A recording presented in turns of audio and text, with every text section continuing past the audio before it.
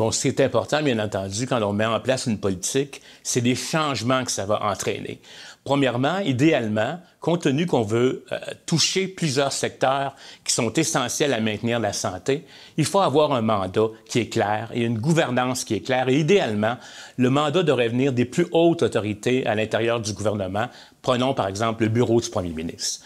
C'est clair qu'il va habituellement mandater un leader, comme le ministre de la Santé dans le cas de la politique gouvernementale de la santé, mais il va demander aux autres ministères de collaborer. C'est comme ça qu'on se retrouve avec 27 ministères et organismes centraux qui travaillent ensemble avec des centaines de partenaires pour être capables d'avoir une politique gouvernementale de santé, mais aussi que les autres politiques des différents secteurs soient en cohérence avec cette politique-là, qu'on se potentialise les uns les autres et qu'on ait des opportunités pour agir mieux ensemble dans la même direction. L'autre élément qui est très important, à mon avis, c'est qu'il doit y avoir un leadership à tous les niveaux.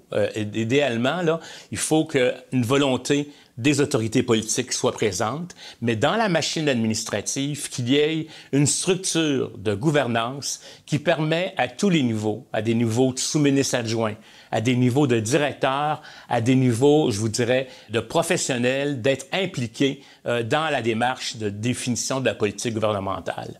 L'autre élément aussi qui est très, très important, c'est que cette gouvernance-là doit aussi être à toutes sortes de niveaux, c'est-à-dire du niveau national, régional et local, parce que c'est sur le terrain, et notamment les municipalités ont un rôle comme gouvernement local très important dans, je vous dirais, les aménagements de territoire qui permettent de maintenir la santé.